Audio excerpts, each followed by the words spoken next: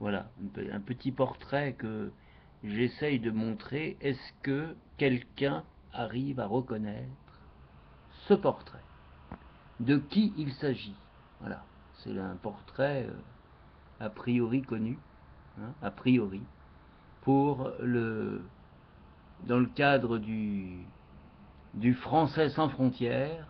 Et bien ici, voilà, petite 5 secondes, évidemment, 5 secondes pour répondre. Il s'agit donc, je donne illico presto la réponse. La belle vie, hein, je donne la réponse, il s'agit donc d'Alfred de Musset. Sur un petit livre, comme tu vois, de l'époque, hein, un petit livre, moi j'appelle ça un symbole de livre, qui date de 1856. Il a été vraiment rafistolé, il faudrait le il faudrait le mettre du scotch, mais il a l'avantage, quand c'est des livres comme ça, l'avantage c'est qu'à Paris tu les trouves pour 1 euro, pour pas cher. Donc moi l'essentiel c'est d'avoir des raretés. Ici c'est une présentation d'Alfred de Musset par Eugène de Mirecourt. Oui, nous avons entrepris une rude tâche. Oui, les fibres contemporaines sont irritables, les amours-propres extravagants, les terreurs puériles, les récriminations insensées. La noble baronne du devant, alors là c'est la question quiz, de qui parle-t-on lorsque l'on parle de la baronne du devant? Eh bien évidemment il s'agit de George Sand, George qui s'écrit, quand on parle de l'auteur, quand on parle justement de la baronne, qui s'écrit sans S, mais si c'est le prénom masculin, en général on met George avec un S. Donc là c'est Georges E sans S, sous-entendu, c'est une Georges, hein, c'est un peu comme pour dire je suis une Georges, une femme, donc je m'appelle Georges. George Sand donc.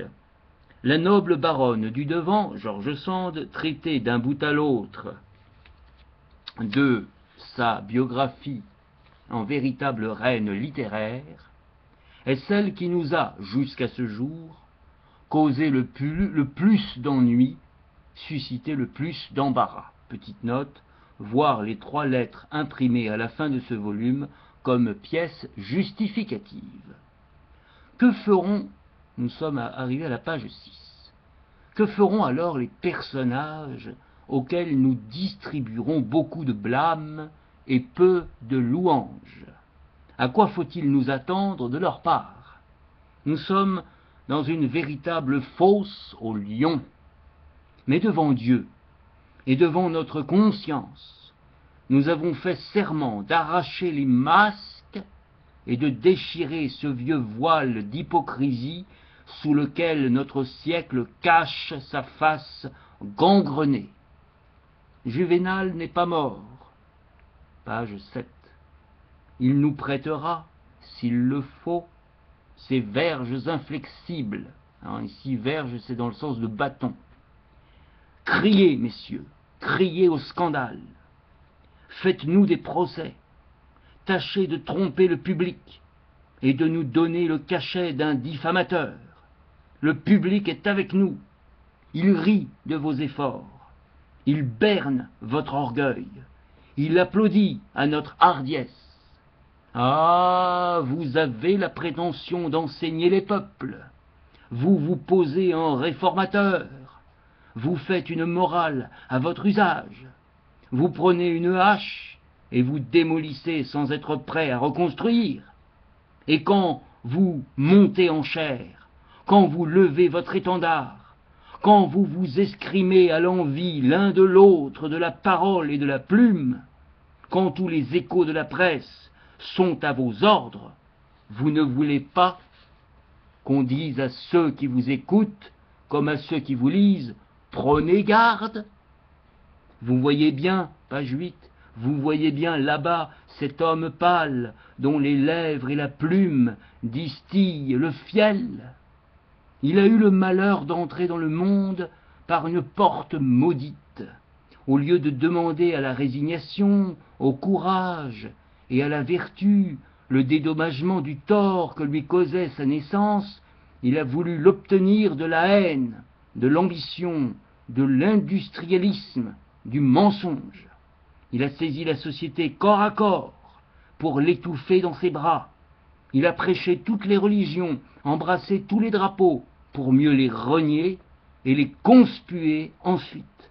Jamais ces principes du lendemain ne ressemblent aux principes de la veille. Ne le croyez pas. Page 9. Et cet autre, qui, d'apostasie en apostasie, en est arrivé, au bord de sa tombe, a souffleté la foi chrétienne, vous vouliez, n'est-ce pas, transformer son endurcissement en héroïsme. Il vous plaisait d'en faire un demi-dieu.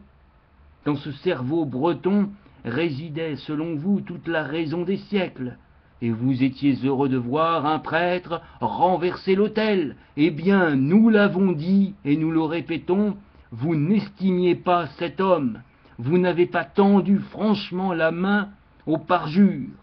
Si vous affirmez le contraire, tant pis pour votre logique, et tant pis pour vous.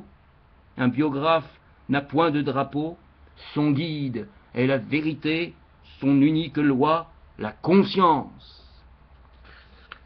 Alors voilà, ça c'était page 10, on arrive à la page 10. Nous laissons de côté les systèmes, nous ne voyons que les hommes.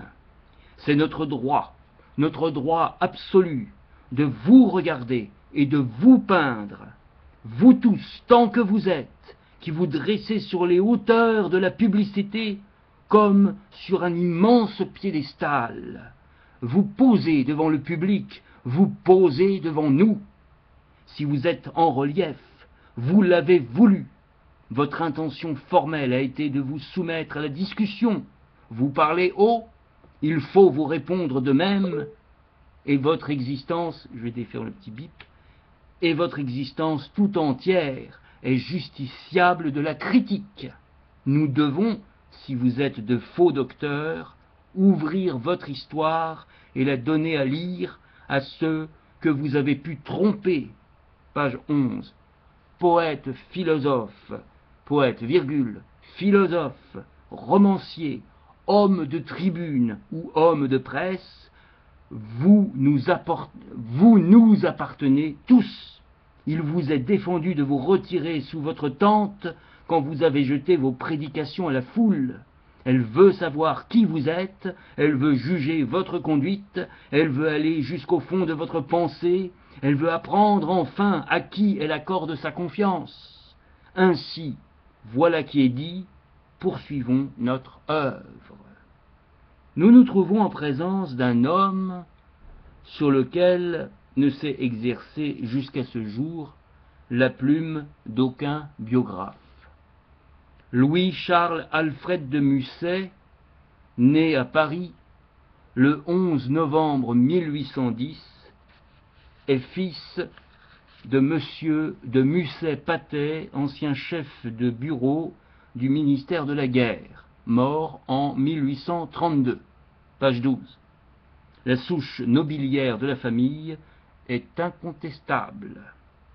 Elle avait un domaine modeste aux environs de Vendôme, où de père en fils, ses membres ont pu trancher du Hobereau et recevoir les hommages des paysans de l'Orléanais. Depuis environ 80 ans, les de Musset cherchent leur illustration dans la plume. Il y eut, à la fin du dernier siècle, un certain Alexandre-Marie de Musset, marquis de Cogniet, qui écrivit des mémoires apocryphes et des contes moraux un peu plus médiocres, il faut le dire, que ceux de Marmontel.